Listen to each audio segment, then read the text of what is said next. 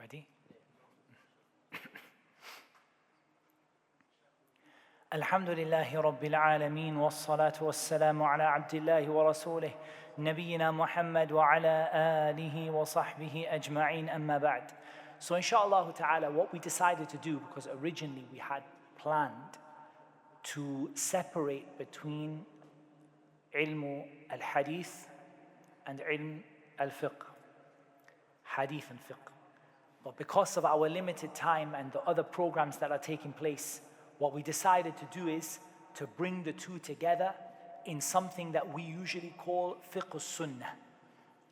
And fiqh sunnah combines between the two knowledges or the two sciences of fiqh and the science of hadith.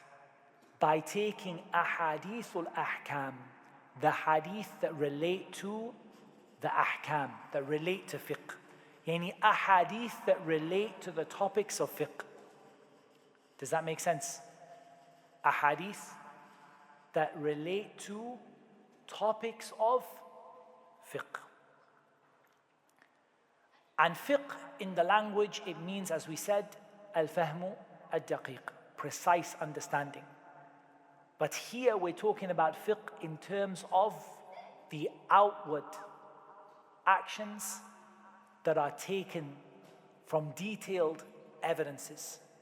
So we're talking about outward actions. We're not talking about beliefs. And we're not talking about principles. So there's two things we want to take out of the knowledge of fiqh to get into what we're talking about. So we want to take out beliefs, because belief belongs in aqeedah. So we're taking out beliefs. And we want to take out things that are min al-adillat al-ijmaliyya, from the general evidences like principles, qawaid, rules and things like that.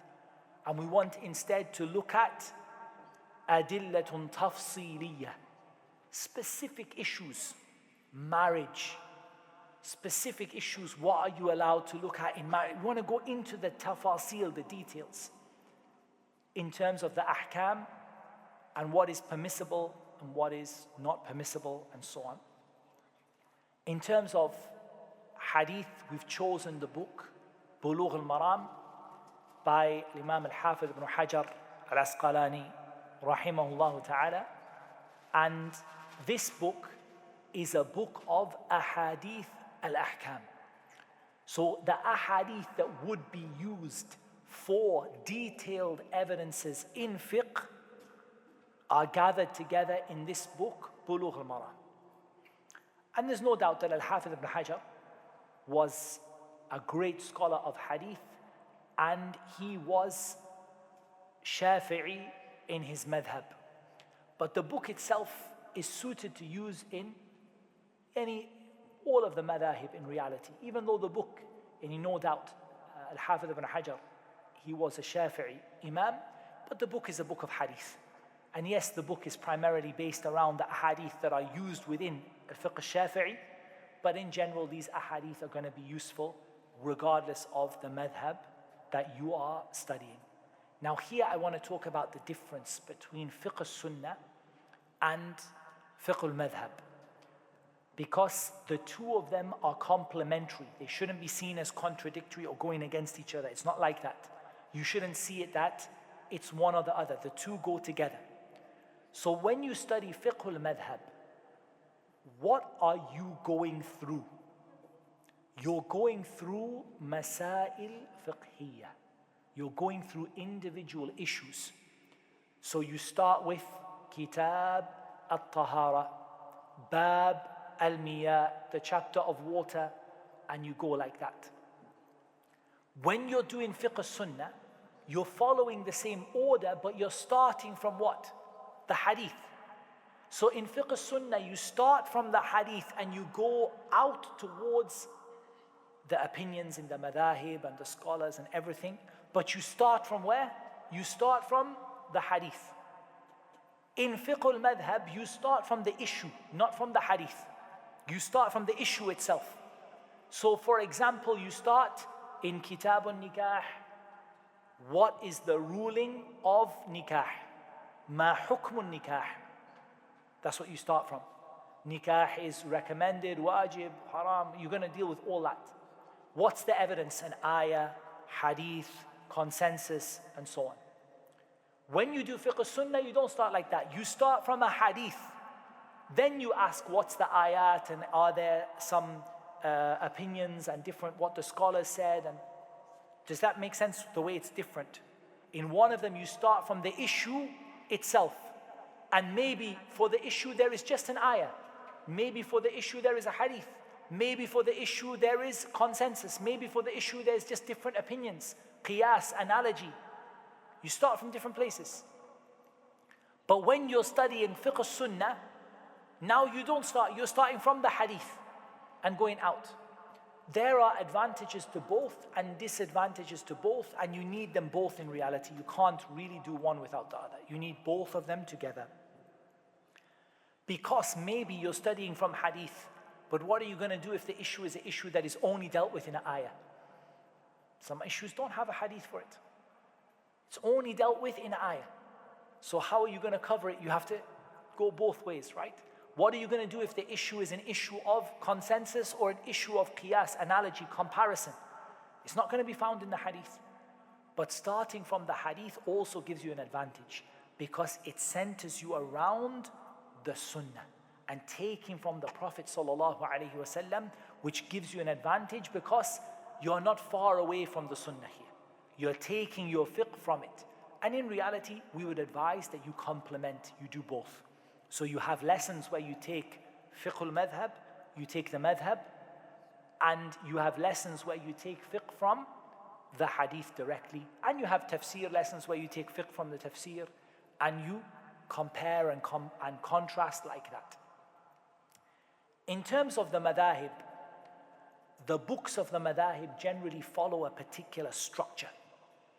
They start off with just mentioning the masail without any dalil and without any ikhtilaf and without any details. So the first book generally in the madhab, whatever madhab it will be a book that will not have ikhtilaf in it. It's not going to have differences of opinion in it. It's not going to have dalil in it. It's not going to have ayat and hadith in it. And it's not going to have a lot of details. It's going to be bullet points in each thing. And you're taking it as a curriculum, because your madhab is a curriculum. It is not the haqq. It's not the wahi. It's not revelation. It's not the truth. It is a muqarrar, a curriculum, which is tried and tested for you. It's very useful. Well, I would advise everyone who studies fiqh to study their fiqh through a particular madhab, because this, wallahi, is very easy for you. It's like a curriculum. It's like if you wanted to study anything, like you want to go study a language, or you want to study anything, French or something like that, and you go and you have a curriculum, book 1, book 2, book 3, book 4, and it's tried and tested until you reach that level of fluency. The madhab is like that. Book 1, book 2, book 3, book 4, tried and tested, easy to understand. But it's not wahi, it's not revelation. It's not revelation from Allah. It's not the Quran and the Sunnah. So always the Quran and the Sunnah is what we're going for, but the madhab is a useful, helpful curriculum that will take you through the Quran and to the Quran and the Sunnah in an easy, tried and tested way, with progression, with many scholars, explanations. And also the advantage of the madhab is that the books of the madhab support each other in the different sciences. What do we mean by that? There's not just fiqh, right? There's usul al-fiqh, principles, qawa'id. There is many issues within many sciences that fall generally within fiqh, right? They're in the same kind of subject matter, including principles of fiqh, fundamentals of fiqh, judging, the issue of how do you reconcile between differences, and all of that, all of those different things. Those, if you take it from a single madhab, they will be supporting each other and complementary. So they're going to help you out. Like that when you're studying your book of Usul al-Fiqh, you're studying it from someone who is going to apply it the same way you learned in your book of fiqh that you study. So it's going to be complementary to each other, and that's going to help you as well. So the madhahib going to give you two advantages. Number one, it's going to be a tried and tested curriculum. And number two, the different sciences are going to support each other. They're going to help each other out. So it's not going to be like you're reading a book of one science and then you read the other one and you're like, this is totally different. They're going to be generally complementary. At the same time, it's not the end of everything, and it's not the only way of study. Rather, a person is aiming for the Quran and the Sunnah always. They're not aiming for a Sheikh or an Imam. They're aiming for the Quran and the Sunnah. Fiqh Sunnah is a nice alternative approach, which we're going to take today, which is where you start with the Sunnah and go backwards. So start with the Sunnah and then say, what are the issues we can take out from this hadith? Number one, the ruling of Nikah. Number two, how much should the mahar be? Number three, is it allowed to do? So we're going to take issues out from the hadith. And then from those issues we can look, is there an ayah for it, or is there differences of opinion and stuff like that? So in terms of the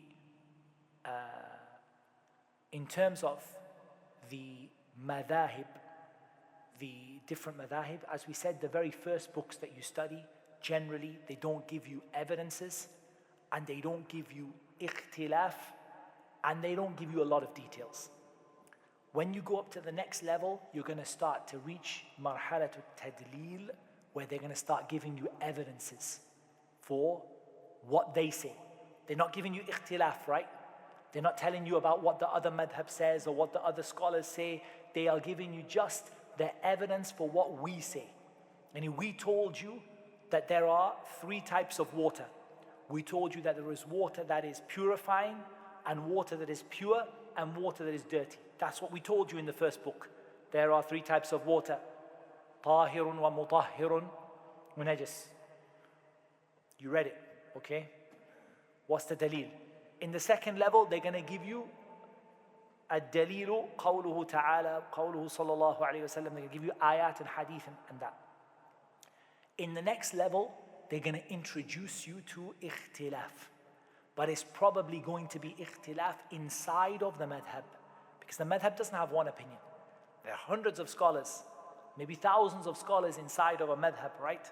So they don't always agree. So you're going to get some introduction to that issue of khilaf and looking at what other people say, and later on you're going to expand to the differences of opinion among the different madhahib within the different schools of thought, and preferring one of them over the other, and so on.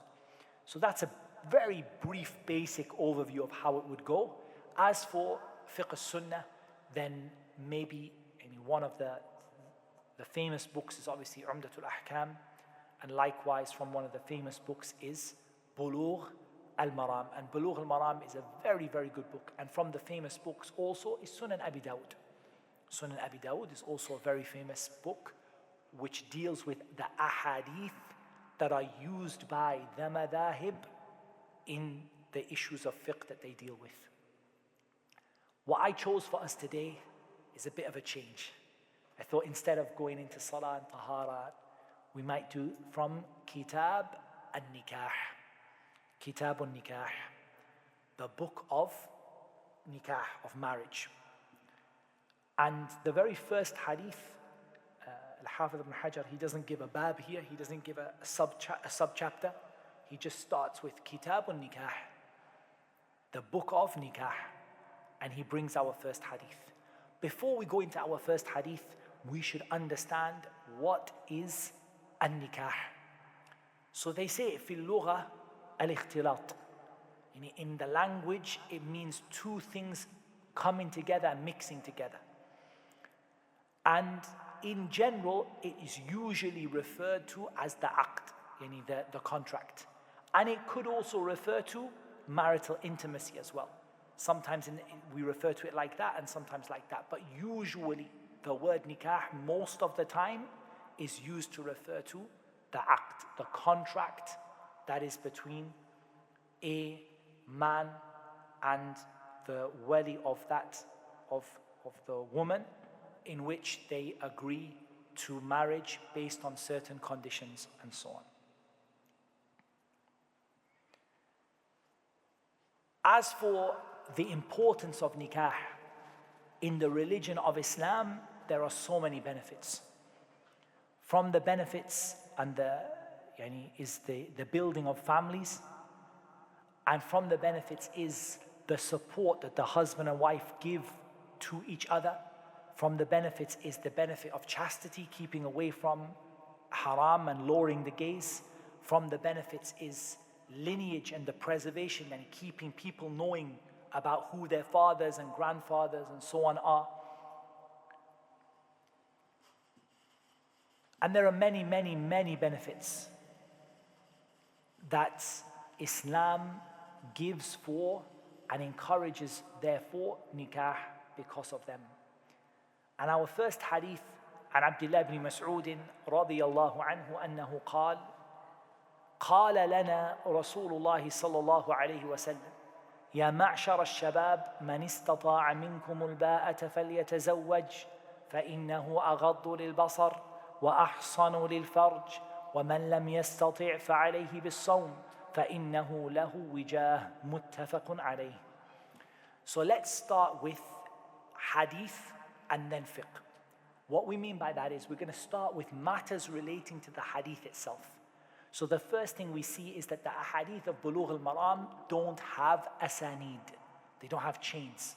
In general, a hadith is made up of two things, sanadun wa matn. A sanad is a chain from the person who wrote it down all the way to the Prophet sallallahu alaihi wasallam. And it has to be connected. And each person in the chain has to be religiously trustworthy and upright and excellent in memorization. It has to have those conditions. And it has to be free of any defects, open or hidden. Because this is a summarized book, and because these ahadith are found in famous books already, Al-Hafidh ibn Hajar decided not to give us the chain, which makes sense. Because the hadith is already found in Bukhari and Muslim. So we don't need him to give us the chain. If we want the chain, we can open Sahih al-Bukhari and get the chain, and we can open Sahih Muslim and get the chain.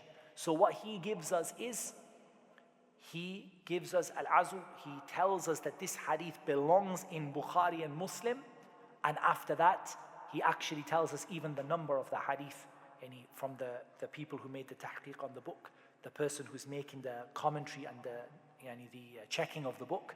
They told us that you can find this hadith in Sahih Bukhari 1905 and in Sahih Muslim hadith number 1400. Very good. Where is this hadith recorded? It's recorded in Bukhari and Muslim. And Bukhari and Muslim are the two most authentic books after the Book of Allah. And all of the hadith in them are authentic. So we don't have to ask, is this hadith sahih or not? Because the hadith is found in Bukhari and Muslim. The highest level of authenticity is what Bukhari and Muslim both agree upon. Meaning you can find this hadith in Bukhari and in Muslim. And that is asahhul ahadith. The highest level of hadith is mattafaqa alayhi shaykhan. That which Bukhari and Muslim both agreed. And we call it muttafaqun alayh. So if you see a hadith written next to it, muttafaqun alayh, it means that Bukhari and Muslim both brought it from Ibn Mas'ud. If one brought from Ibn Mas'ud and one brought from Ibn Abbas radiallahu anhum, it's not considered like this. It's not the same. Because for a hadith to be a hadith, it has to be the same sahabi. If it's a different sahabi, it's a different hadith. But here, Bukhari and Muslim both narrated it from Abdullah ibn Mas'ud. So we say this hadith is muttafaqun alayh. The highest level of authenticity in Islam. So we don't need to worry about the authenticity. What do we have to worry about now? We now have to look at ghareebul hadith. What are the unusual words that maybe we don't know what those words mean? So it starts that Abdullah bin Mas'ud says, the Messenger of Allah sallallahu alayhi wasallam said to us, Ya ma'shar al-shabab.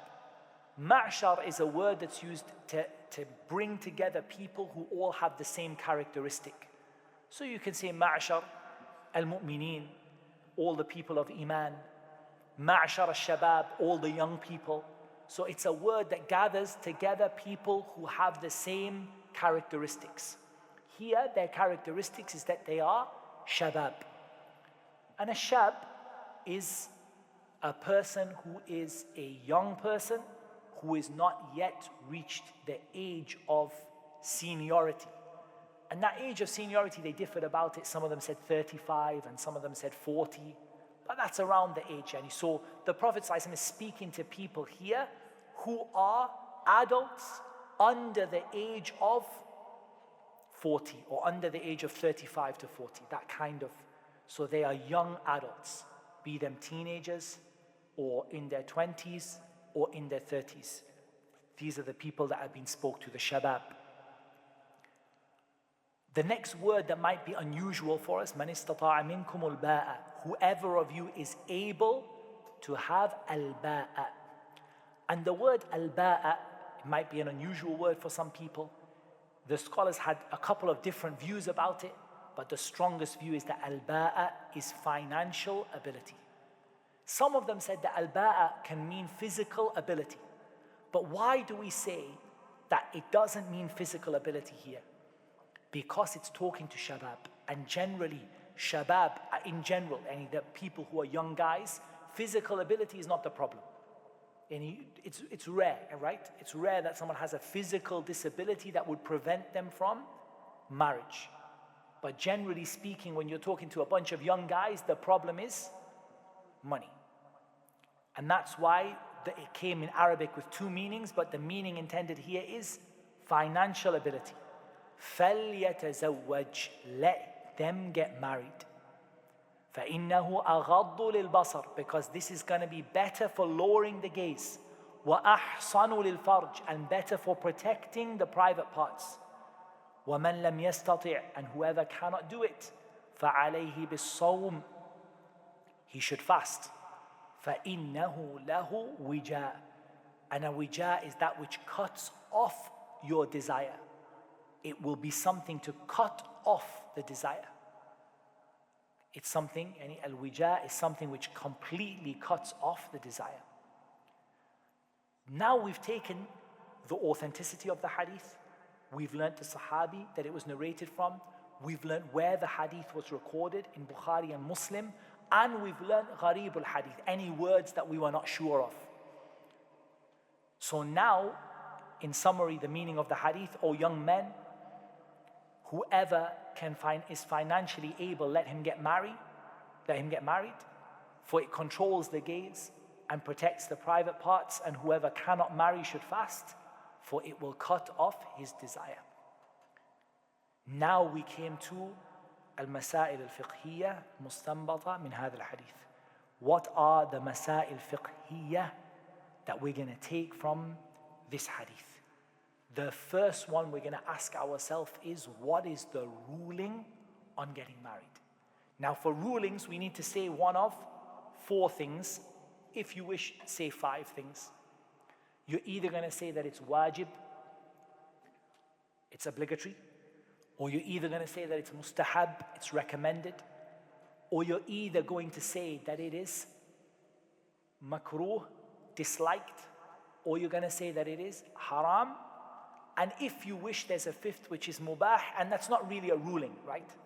Mubah is not really a ruling. It's more like not having a ruling. In other words, it's allowed. It's not rewarded or punished or preferred or disliked. It's just allowed. Based on this hadith alone, what would be the ruling taken from this hadith on the ruling of getting married? Okay, mustahab. Does anyone have a different view?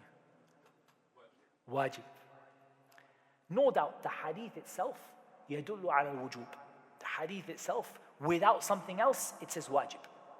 Because the Prophet ﷺ said, فَلْيَتَزَوَّجْ. And the lam here is lam al-amr, وَالْأَمْرُ يُفِيدُ الْوُجُوبِ. So based on this hadith alone, we would say this hadith indicates the obligation of getting married. Because the hadith itself doesn't give us any other thing. It says, if you're able, get married. And get married is a command, and commands mean you have to do it. But is there now something, we call it a sarif, something that's going to come along and reduce that level of wajib to recommended? So based on this hadith, if you don't get married, it's haram. Agreed? Based on the hadith itself. We didn't talk about other hadith or ayat or anything. On this hadith alone would tell you, if you don't get married, you did something haram. As long as you're able. However, the four madhahib, they took the view in general that it is recommended. What did they do to downgrade this hadith from obligatory to recommended? They have to bring an evidence now to bring it down from obligatory to recommended. And the evidences they brought is the ayah in Surah Nisa,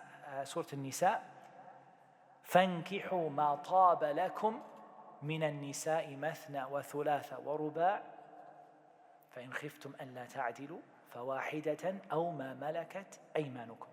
And they brought two evidences from this ayah. The first is that Allah Azza wa Jal mentioned, فَانْكِحُوا مَا طَابَ لَكُمْ مِنَ النِّسَاءِ. Marry whoever you wish to marry, whatever is good for you among the women. So this is the first thing. And then they brought the end of the ayah. They brought the end of the ayah, which mentions if you don't get married, you can marry 2 or 3 or 4. And if you don't marry 2 or 3 or 4, marry 1. If you fear that you will not be just, marry 1. Or marry 1, or you have what your right hand possesses. They said, the mentioning here of the female slave, what the right hand possesses, it shows that marriage is not obligatory. Because if marriage is obligatory, how does Allah give you a choice between either marrying or either having a female slave? Does that make sense? You either marry or either have a female slave. That's what the ayah mentions. Therefore, if there is a choice in it, this downgrades the level of the command in this hadith down to the level of recommended. So it becomes mustahab. It becomes mustahab. And that was the opinion of the majority of the scholars of fiqh from the madhahib al-arba'ah, that marrying is mustahab in general. But now we come to another issue, which is that marriage can change its ruling across all of the different rulings within Islam according to the person's situation. So what do you say now for a person who fears falling into the haram? He says, if I don't get married, I'm going to fall into haram. We say without any difference of opinion, it's wajib upon you to get married. Why? Because of the principle, مَا لَا يَتِمُّ الْوَاجِبُ إِلَّا بِهِ فَهُوَ وَاجِبٌ. If you can't do something without something else, it becomes wajib. Person says, I cannot stay in what is halal without getting married. You have to get married, if you're able. What about someone who is the opposite? I will not be able to fulfill the rights of my wife if I get married. And I cannot do what Islam tells me to do. For this person, either it will fall into makruh or haram, depending on what the person's situation is, and depending on what his family agrees to and what the situation is. And that's why the ulama, they say that marriage falls into all of the rulings of Islam. It could be wajib, mustahab, it could be makruh, and it could be haram, all according to the person's situation. But the default position, and as a starting point, is mustahab. There's another situation in which marriage could be haram, which marriage could be obligatory, or which a person could fall into haram by not getting married. And that is going to come in the subsequent ahadith, which is at-tabattul, celibacy. A person, in order to get near to Allah in their religion, says, I'm not going to get married to get near to Allah. Rahbaniyya they had. The Rahbaniyya, they became monks. They said, we're not going to marry and we're not going to have anything from the dunya. We're not going to own things and we're not going to marry. We're going to live in like woolen clothes and we're going to lock ourselves in the monastery and and he refused to marry. So this is something from them. It's not from Islam. And the Prophet ﷺ used to prohibit the person who says, for religious reasons, I'm not going to get married. As for the person who says, look, I'm just, I don't have, it's not working out for me right now, or I don't have the money right now, or I don't feel a pressing need right now, this doesn't fall into it. But the person who says, for religious reasons to get near to Allah, I'm going to stop myself from getting married, we say, this falls under that which is forbidden, and the hadith will come. What any other issues and benefits can we take out of the hadith? If we've taken the main ruling, we now look for fawaid min al-hadith. And not just ahkam. If we took a hukm from the hadith, that istihbab al-zawaj, that zawaj is mustahab, or wujub al-zawaj, we took it according to the situation of the person. So now we want to take some fawaid from the hadith. The first thing we're going to take is the increased importance of marriage for those people who are young and the benefit of getting married when you are young.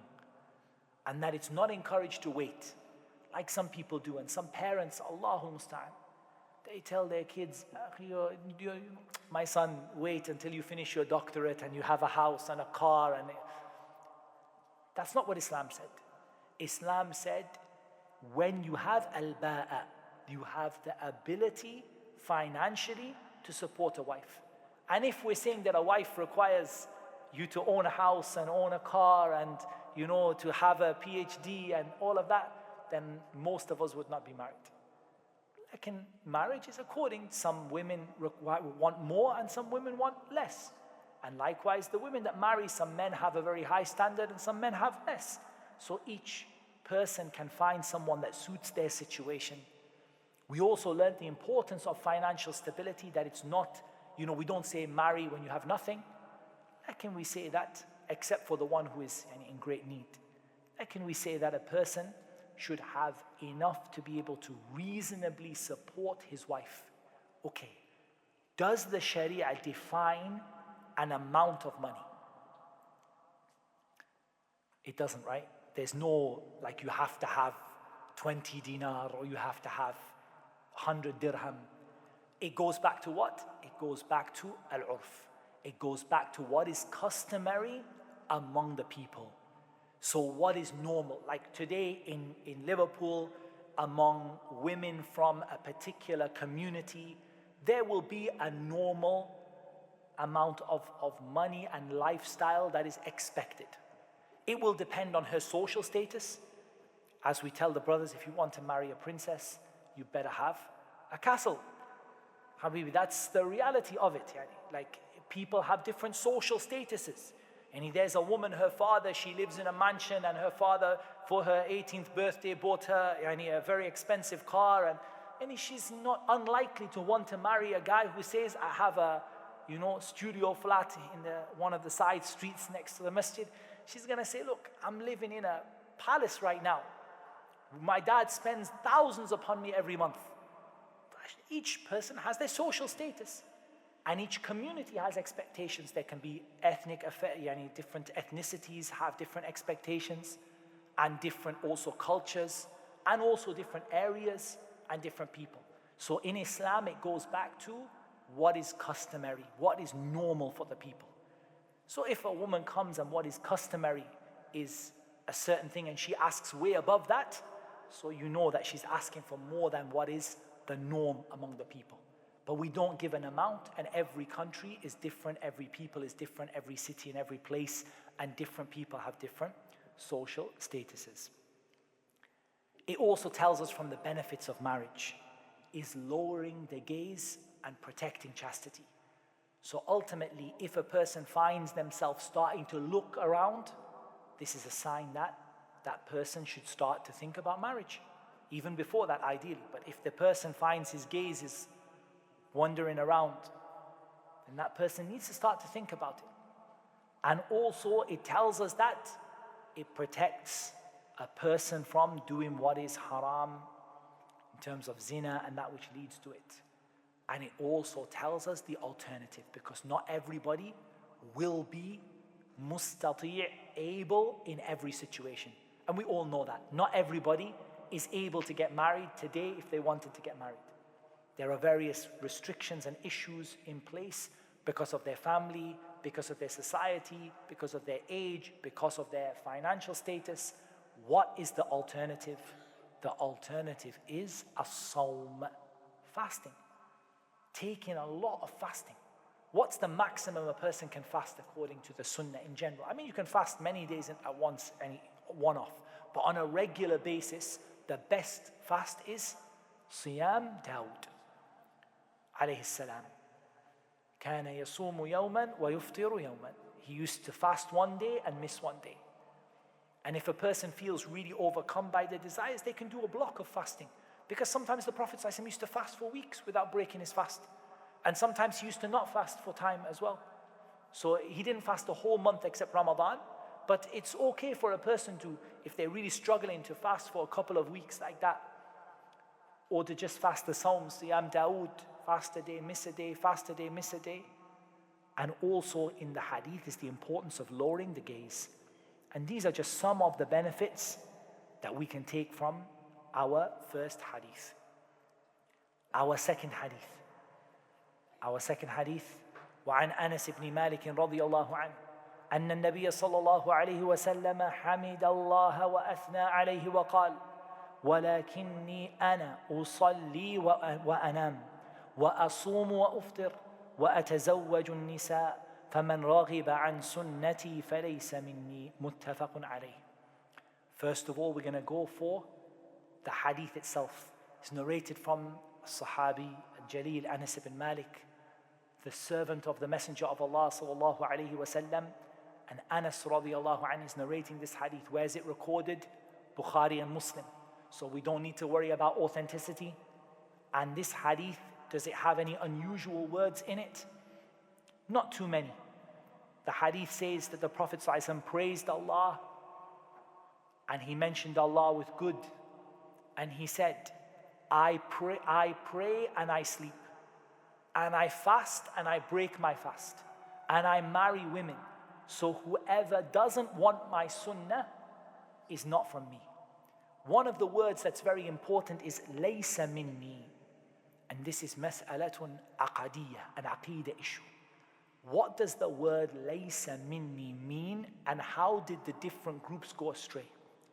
So the first group that went astray is the Khawarij and others from them. What did they say for laysa minni? He's not from me. They said laysa musliman. He's not a Muslim. The Khawarij, all the hadith that said laysa minni, kafir. On the other side is who? Who's on the opposite side of the Khawarij always? The Murji'ah. Murji'ah always on the opposite side. The Murji'ah said he's not as good as he should be, and he's not got all the voluntary deeds that he should have. Why? Because they don't see that your deeds are part of your iman. So in the first place, when they say laysa minni, yani he's not the best. He's not doing the most voluntary deeds. Ahlul Sunnah, they said, he's not doing what is obligatory for him. So he's not a good Muslim. He's not doing what is obligatory for him to do, but he is still within the religion of Islam unless he did something that would take him out of it. So here, laysa minni, he's not from us, yani he's not from the people who are practicing Islam as they should be. He's fallen into a sin by this. In fact, he's fallen into a great sin by this, but he doesn't leave the religion of Islam. This hadith has a story behind it. And that is that a group of people came to one of the wives of the Prophet sallallahu alaihi wasallam radiyallahu anhum, and they said, tell us, how was the Prophet sallallahu alaihi wasallam, how did he used to be?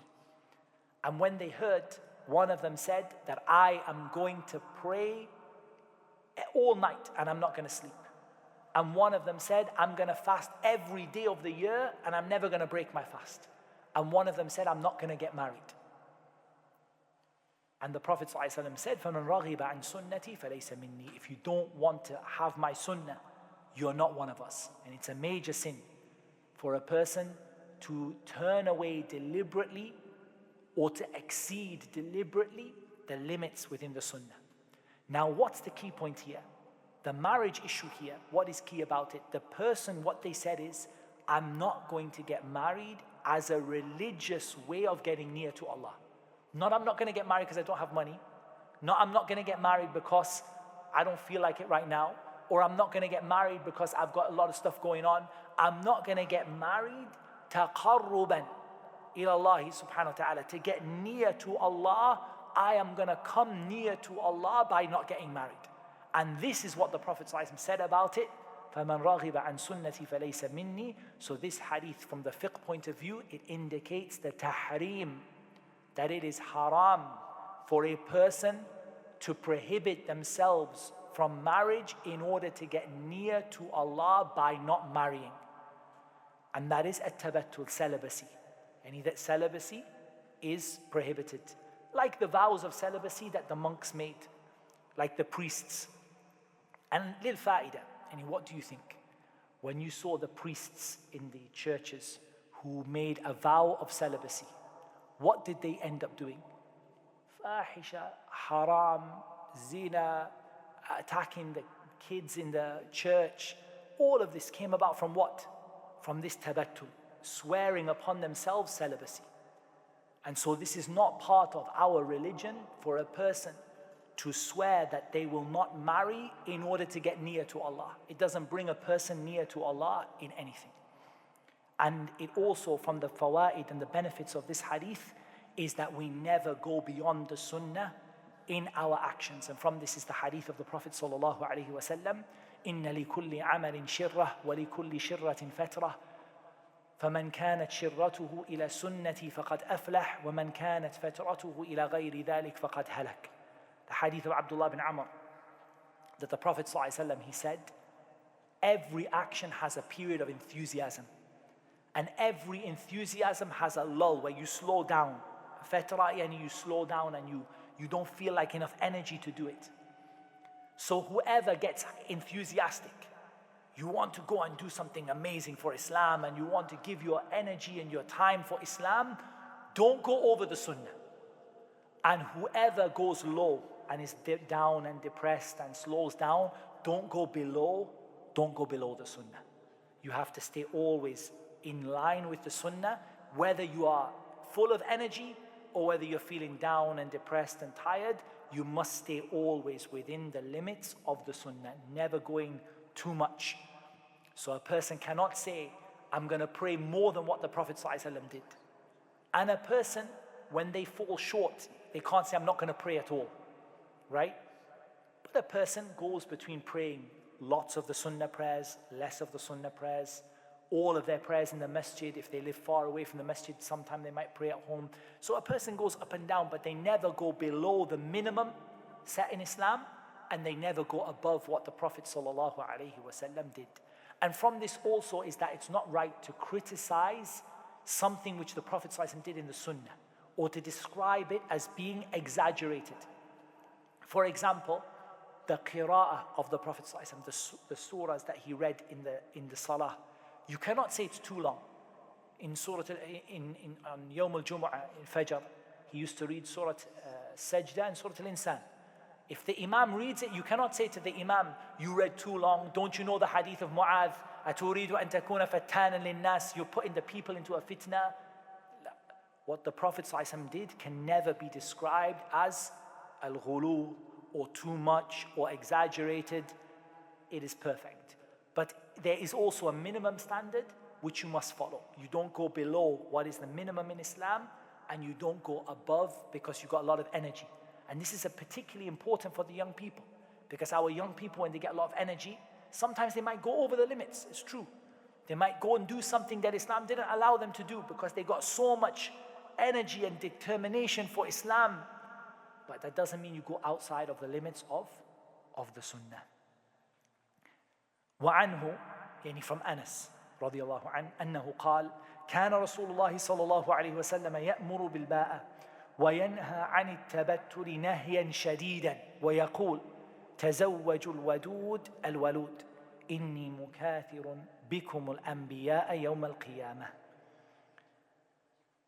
رواه أحمد وصححه ابن حبان.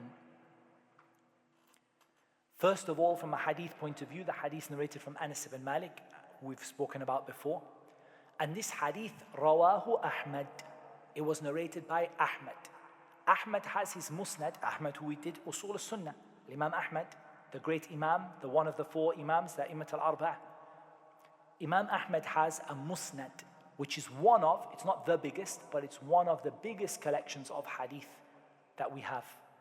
It's not the biggest, there are other scholars who wrote bigger, but it is, in terms of what we have in print and available, is very, very big. The musnad of Imam Ahmad generally contains very few hadith that are extremely weak, but it's not all authentic.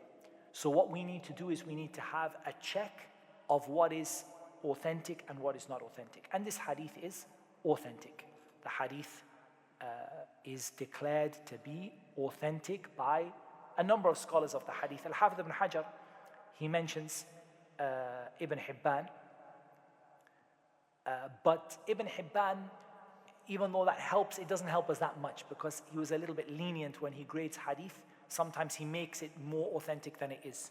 But this hadith, it was checked by the people, and the ulama who checked the musnad of Imam Ahmad, and the scholars of hadith declared it to be authentic. This hadith, what about the words in the hadith? يَأْمُرُ بِالْبَاءَ. Here al-ba'a, it means az-zawaj, al-nikah. He used to command us to get married.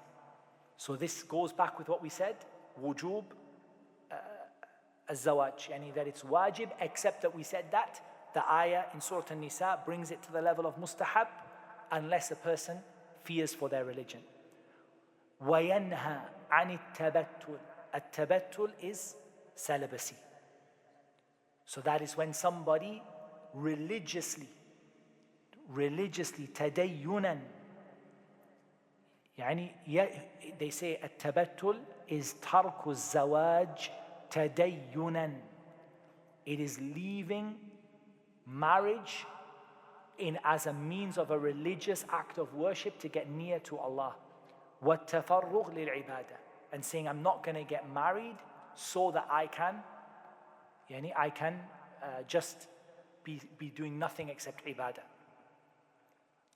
The Prophet ﷺ forbade it, nahyan shadidan, extremely strong. He said he forbade it a great deal. And he said, تزوجوا الودود الولود.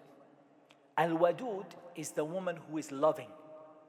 And Al-Walud is the woman who will have many children.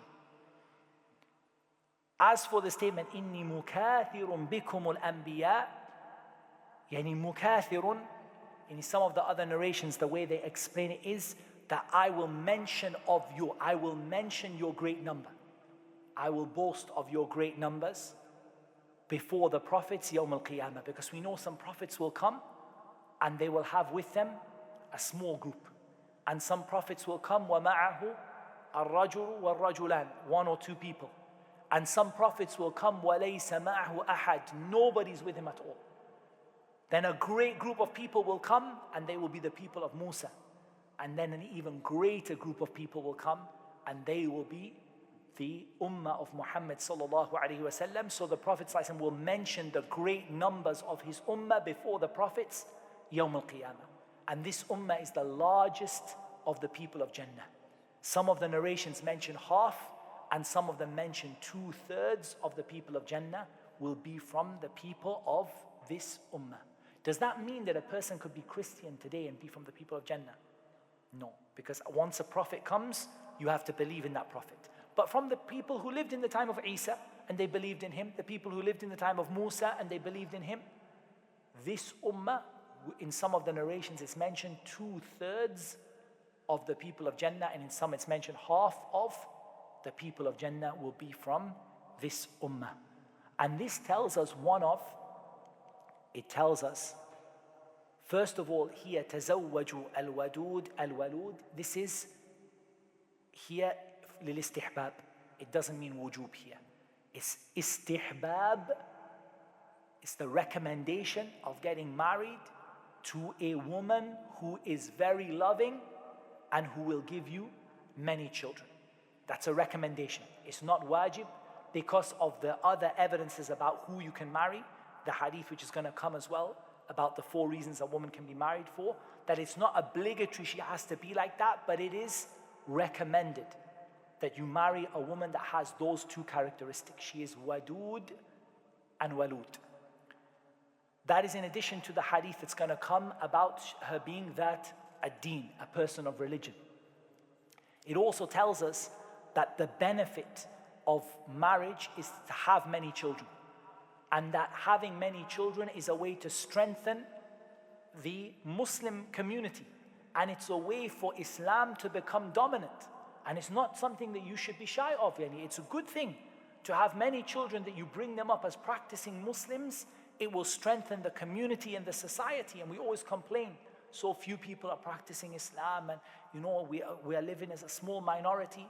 But at the end of the day, if we implement this and try to have as many children as we can, and we bring them up in a good way, then those children can be a means to increase the size of the Muslim community. Now the question is here, in terms of the fawaid, how would you know that a woman is walud? You can know that she's wadud, she's kind and caring and loving and everything, from the way that she is with her family, what her friends say about her, or what, if you have a sister, and she knows her and whatever. There are ways to find out. But how can you possibly find out how many children she will have if she's never been married and she never had children before? They say that from this there are 2 things. The first is that she has a desire to have many children. That's the first thing. Because that never used to be a question before, but in this day and age, you get a man who says, I only want to have 1, 2 children, and you get a woman who says, maybe after my career and everything, I want to have a child, maybe 2 children. Some people who believe it's bad for the environment or something to have many kids. So you get these kind of ideas. They got affected by the kuffar, wallahi. They got affected by the non-Muslims, and they start to say that we just want to have 1 child or 2 children. So the first thing is she wants to have children. And the second thing is that you look generally at her family. Does she come from a family who, generally speaking, has a history of having like a lot of kids? If she's got sisters who are married, aunties who are married, her own mother, did she have a lot of kids? It's not a guarantee, but it gives you an idea of the kind of family she comes from and the kind of person she might be. That's how the scholars say that's the only way you can tell someone is walud, unless you're marrying a divorcee that she's already had many children of her own.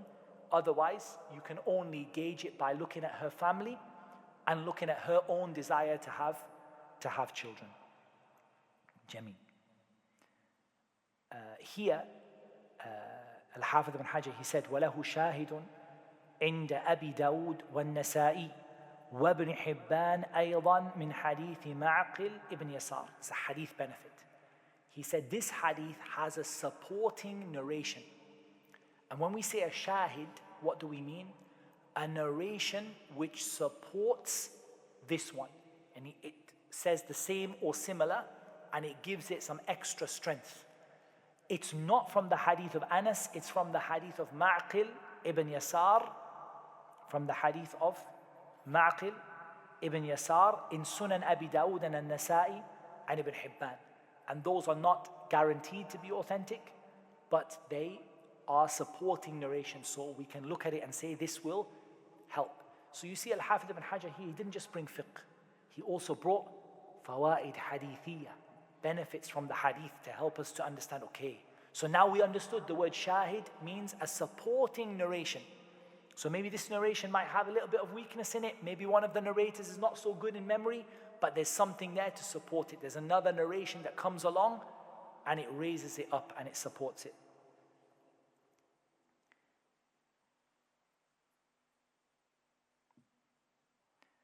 And from it is the narration, تَزَوَّجُوا الْوَدُودِ الْوَلُودِ فَإِنِّي مُكَاثِرٌ بِكُمْ الْأُمَمِ. It came like that in Abi Dawud. Marry a woman who is loving and will have many children, for I will boast of your numbers before the nations. Here it doesn't mention the Anbiya, but it gives a supporting narration for it.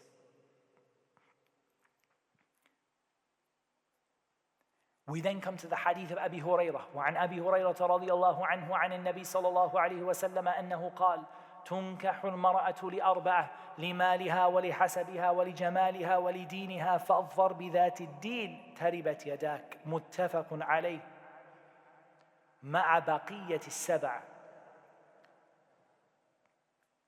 This hadith narrated by Abi Hurairah, Abdurrahman ibn Sakhr al-Dawsi radiyallahu anhu wa ardah. Abu Hurairah is the companion who narrated the most hadith from the Prophet sallallahu alaihi wasallam. Here's a question.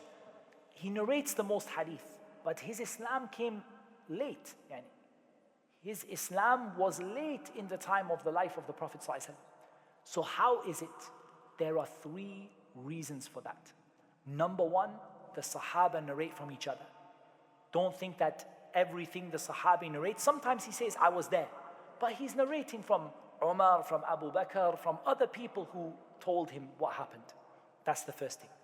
The second thing is Abu Hurairah was mutafarrig lil hadith. He didn't have anything to do except hadith. He was from Ahl al-Suffah, the poor people who lived next to the masjid. He didn't have anything. He said, I wasn't a tajir, I didn't do business.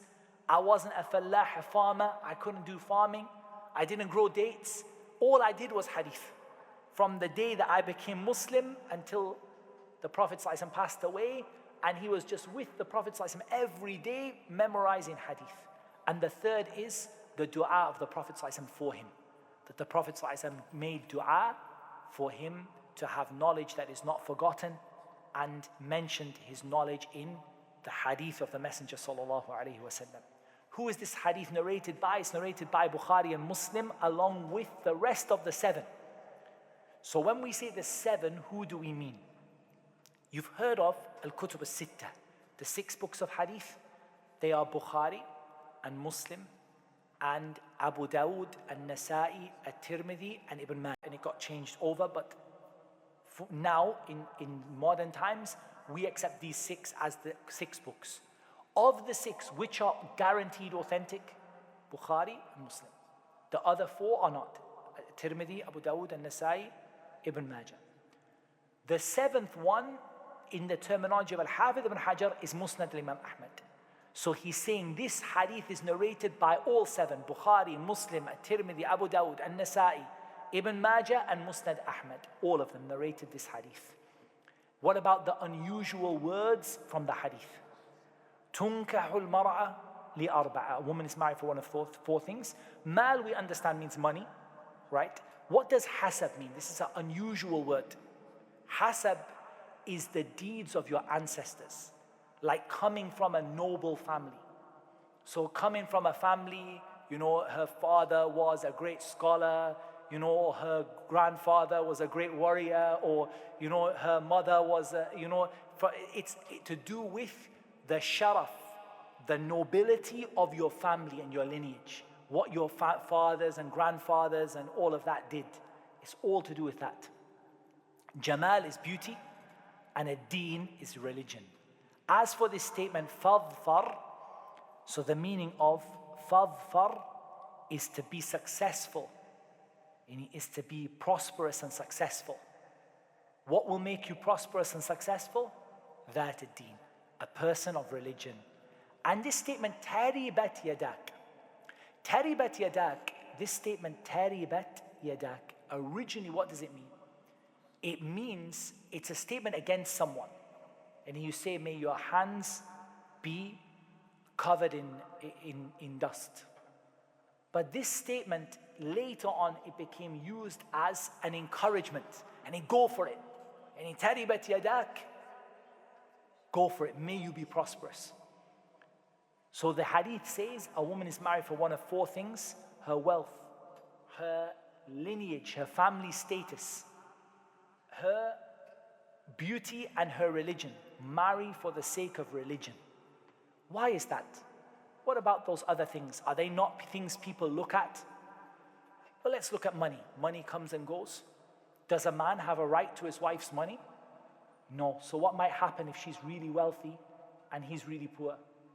Maybe she will have any man upon him, she will say, look, I'm the one who pays the rent, you can't even put the food on the table. Yeah? So there are a lot of hardships with choosing wealth. First of all, he has no right to that money. Second of all, she might mention a lot of any difficulties for him, and he might feel like the relationship, he's not even able to put money, like she's got more money than him. And also money comes and goes. What about hasab, family lineage? Okay, family lineage is good, but it doesn't mean that person will be like that. From the evidences for this is look at the son of Nuh, for example. إِنَّهُ عَمَلٌ غَيْرُ صَالِحٍ. And at the end of the day, you can be the most righteous person, but it doesn't mean your kids will be righteous like you. Also, beauty comes and goes, right? And somebody can be beautiful one day. At the end of the day, if you base a relationship on beauty, you don't know. Anybody can change how they are. A person also can be somebody who through age and through time, the person maybe doesn't see that beauty because it's just superficial, right? And also it can bring problems. How many people we know that married someone because of their beauty, or a woman or a man married someone because of their looks, and then later on it caused problems for them.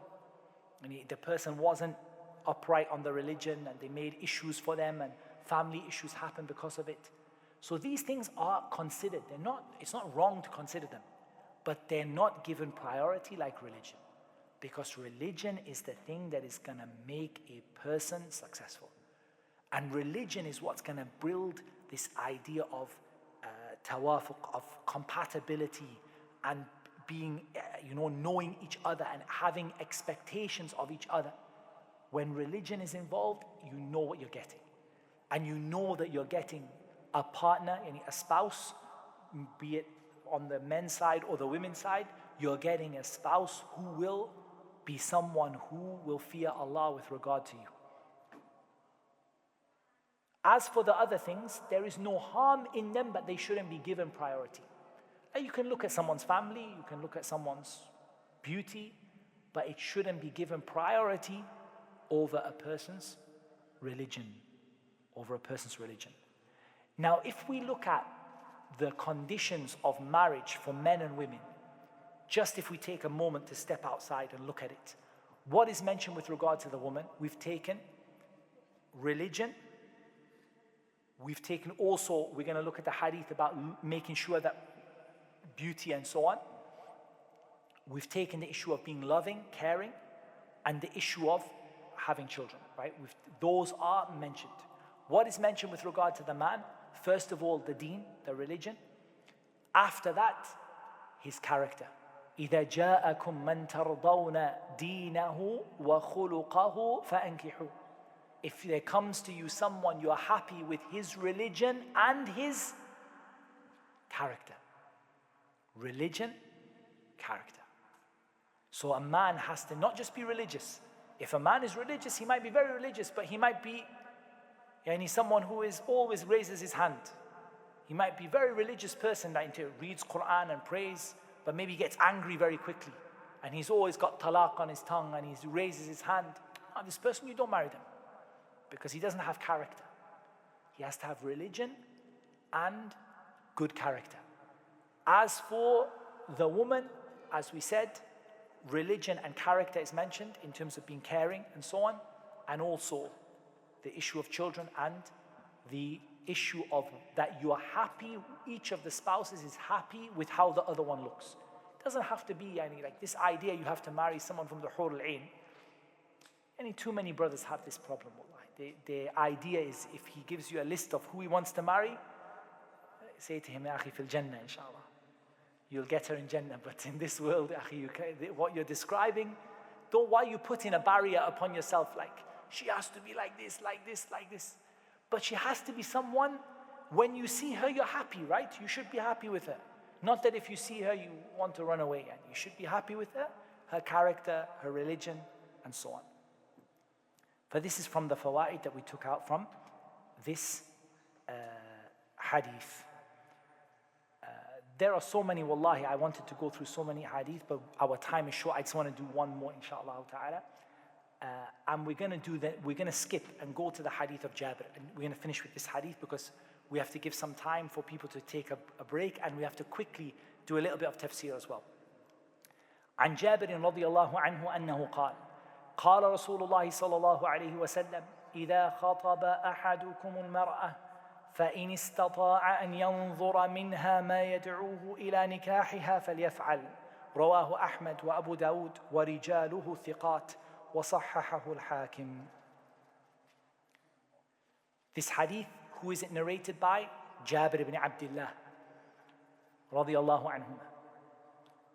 That the Messenger of Allah said, and the hadith narrated by Ahmad and Abu Dawood. So does that mean it's guaranteed to be authentic? No, we're going to have to look at it. But Al-Hafidh ibn Hajar here tells us, رِجَالُهُ ثِقَات. It's authentic. The men are in the chain, they're authentic. And Al-Hakim declared it to be sahih. He declared it to be authentic. And it is authentic. It's an authentic hadith. What about any words that we don't understand?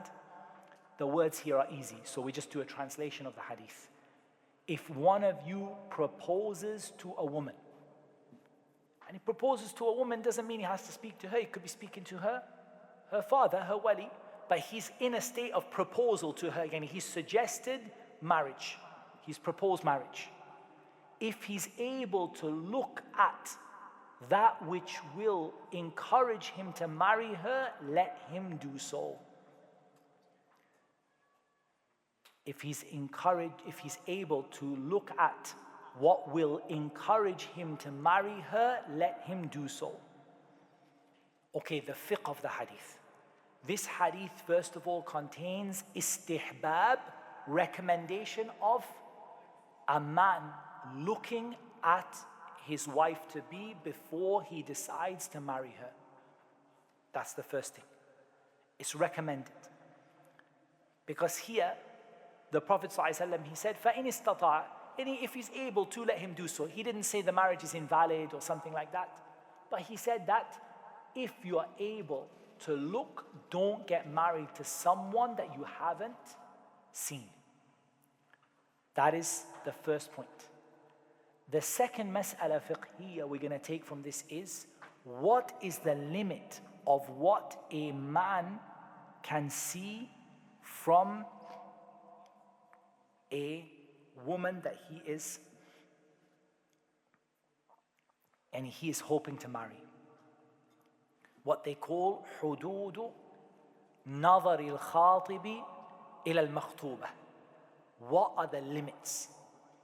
So we understand there has to be some degree of limits, right? Because until now she is imra'atun ajnabiyya. She's a foreign woman to him. She's not his wife.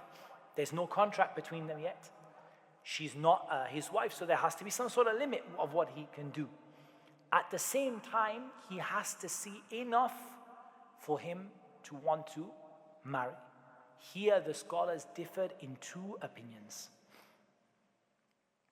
As for the Malikiyya and the Shafi'iyya, they took the view that he can look at al-wajh wal-kaffayn. He can look at her face and hands. They said her face will tell about her beauty and her hands will tell about her general, how she is. Is she, for example, a big woman or a thin woman, or she's tall or short or whatever. And he can look at her face and hands. They said that's all. And the second opinion is the opinion of the Hanabila. And this is the opinion, and it was the decision of some of the scholars of late, and it was the opinion that he can look at what normally appears from a woman when she's when she's reasonably dressed. For example, if she's just at home in her regular clothes, he would be able to see her hair. He might be able to see a part of her hands and arm. She's not wearing little. She's wearing, she's fully clothed, but she's not wearing her hijab. And this is the correct view, in my opinion. This is the correct view. And this is the view that, no doubt, the evidence from the hadith, in this hadith itself, until he sees what is enough for him to want to marry her. If the Prophet ﷺ never said he has to see her face and hands, and he said he sees enough for him to want to marry her. So if it's enough for him to see face and hands, it's enough for him. But if it's not enough for him and he wants to see her, he cannot see more than what she would wear in a normal situation at home, which is not particularly tight clothing or not, she's not like wearing any very little, but she's wearing a regular clothing. There is no harm in him seeing that on certain conditions. What are the conditions? The first one is that he is sincere about marrying her. Not that he's like, well, let me see, maybe I might like her, might not. He has to be sincere that I genuinely do want to marry her. If I'm happy with what we see from each other, then the marriage will go ahead. The second condition is that he genuinely believes that her family will accept his proposal. There's no point him looking over the fence at someone he knows that the family will not accept the proposal, right? And the third condition is that he only looks for the amount of time that is needed for him to see what will encourage him to marry her. That's it. Not that he's looking every day or every day until the wedding or something like that, but he looks enough for him to make a decision, that's all. Is it necessary for him to have the permission of the wali for this? The stronger view is that it's not necessary. It's not necessary for him to have the permission of the wali, but he has two options. Either he has the permission of the wali and this is best, or he sees her from afar and he doesn't meet her in private, that's not permissible. But what he does is from afar. For example, maybe she could be out in the back garden or something like that and he sees her from far. And the evidence for this is Jabir ibn Abdullah. He said, I hid. In a hadith, he said, I hid. I wanted to marry a woman and I hid. حَتَّى رَأَيْتُ مَا دَعَانِي إِلَى نِكَاحِهَا, until I saw enough for me to want to marry her. And he hid from afar and looked. But he has to be serious about marriage and he has to believe for sure that inshallah the family will accept. There's no point, well, I don't know if her dad will accept. First find out if the dad will accept, then you can look. Why is it sometimes better to look from afar? It could be even better for her. Because sometimes if he sees her, like he goes to the house and he says like, okay, like let me see her. Then he says, I don't like her. It's not nice for her. It's not nice for her family, and it might make bad feeling between the people. So what is better? Let him, as we said, for example, just see her as a glimpse, from far, for example, just from here or there, then he sees a little bit from her, and he's enough for him to get married, and then maybe he can ask to see her in person, he could see more, but he's at least knows that roughly she's somebody that he would like to marry. As opposed to him, coming to the house, he doesn't know what she is, who she is, or anything. And then he says, bring her here. And then when she comes in the house, he says, I don't like her. It's not good manners, and it's not nice for her or for him. So this is the recommendation in this regard. But it's not always possible. Otherwise, let him find out as much about her as he can. Like let him say to his sister, go and see her and tell me how is she, without a detailed description, without the description of things that are not appropriate to see. But generally, she has like this, how is her hair like? Her hair's like this. What is kind of a person is she? She's like that. She tells a little bit about him, so he feels confident. Do you think that I would be happy with her and she would be happy with me? Yeah, I think so. Then he goes to the father and he proposes the marriage, and the father says okay, and then he can see her in person. For this is from the rulings and the fawaid of this hadith. And also all of this is the evidence. There's another benefit here, and this is the last one we're going to mention, and that is in this hadith here we have a concept, which is that sometimes something which is prohibited because it leads to haram might be allowed when the need is present. Now there are two types of haram in Islam. There is something that is haram in of itself, like drinking alcohol and riba and zina. These things can never be made permissible. And you cannot like say that, oh, we needed to, so we took riba. But there are some things which are haram because of what they lead to. And for example, why is it haram to look at a woman if she's in hijab? Because it leads to another, leads to something else, something else, something else, until it leads to zina. But when there is a need for that, like the doctor looks at the woman when there is a need for that, and the one who wants to marry looks at her when there's a need for that, then this is permissible عند الحاجة بقدر الحاجة, to the extent that the need is there, but only if it is not haram in of itself, which means that it's haram because of something it leads to. And why is it haram to look? If the woman is wearing hijab, why is it haram for me to look at her? Because of ما يؤدي إليه من الفساد. What's going to happen next? These things are permissible to break when there's a need for it in the Sharia. So this is a good principle. So someone asks you, can I take a mortgage because I really need to have a mortgage? We say no, because riba is absolutely haram. Someone says, is it allowed for me to go into the room when there is, for example, my sister-in-law is there, she's wearing full hijab. Can I go into the room because I need to take something from the room? Yeah, you can if that's the only way of getting it from the room, and there's no way other than that, and you're not alone together, it's not khalwa where you're alone together, she's in hijab, you can go in the room and take it, because there's a need for it, and it's not haram in of itself, but it's haram because of what it will lead to. So when there's a need, like for example, someone can ask, why do men and women go shopping together? Why do we not have a Tesco for men and a Tesco for women? Al-Haja. It's a need for it. It's hard. You can't maintain 2 shops with 2 stores and 2 levels of...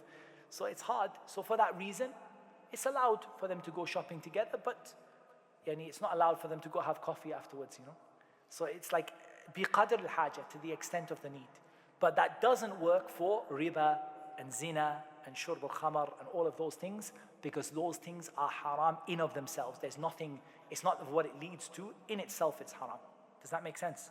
So that's a fa'idah you can take from the hadith. There's so much more we could take, but this is just an introduction, right? So we understood a methodology for studying hadith. What's our methodology for studying hadith? We start with the sahabi, the chain. We look at where the hadith is recorded. We look at the authenticity of the hadith. We look at the gharib of the hadith. And we look at the benefits, the strange words and the benefits from the hadith. In fiqh, we're looking for ahkam. So we're looking for wujub, istihbab, karahiyah, tahrim. Is it haram, makruh, recommended? So we're looking at those issues and any subsidiary issues that come out of it. And that is how we deal with the topic of fiqh as-sunnah. So my particular style is, we start with the chain, we look at where it's recorded, we look at the authenticity, we look at the words, then we look at the fiqh, then we look at the benefits. But you can do it in other orders as well. But that's like a naturally good order.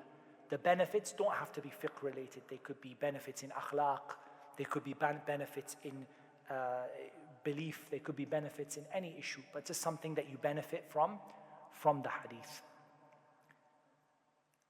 Inshallah ta'ala, that brings us to the end of this session.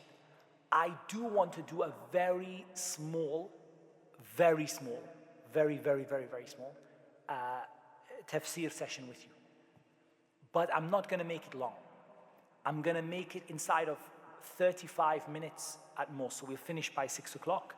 We take a 10-minute break now. At 25 past, we're going to come back and we're going to do a very brief tafsir of Surah Al-Fatiha. So we have a little bit of experience of tafsir as well, and how to approach tafsir. How do we approach it, and what's the, how do we look at it, and what do we, where do we take it from, and things like that. So we can make a little bit of a start on that, inshallah, but just a very brief one, inshallah. So we're just going to limit ourselves to Surah Al-Fatiha, and we're going to do it from Al-Misbah Al-Munir, the summary of Tafsir Ibn Kathir, and inshallah ta'ala that will be, we'll do it in 10 minutes time, inshallah ta'ala. We'll start it, and it's just going to be 35 minutes until the adhan of Asr. After Asr, we have the revert program. So after Asr, we have the program for the new Muslims, inshallah, and I'm sure the organizers will announce more about it. That's taking place after Asr, bi'idhnillahi ta'ala. Is there anything more I need to tell people about that? No, okay. It will be on the first floor. So that's the program for reverts and new Muslims and so on. That's going to be after Asr. But this one, we're going to take a 10-minute break, stretch our legs, and inshallah ta'ala, we're going to come back and take a little bit of tafsir according to what Allah makes easy for us to mention. That's what Allah made easy for me to mention. Allah knows best. Wassalatu wassalam ala nabiyyina Muhammad wa ala alihi wa sahbihi ajma'een. Jazakumullah khairan. You've been very, very patient, wallahi. It's so easy to sit on this chair and it's very hard to sit on the floor, wallahi.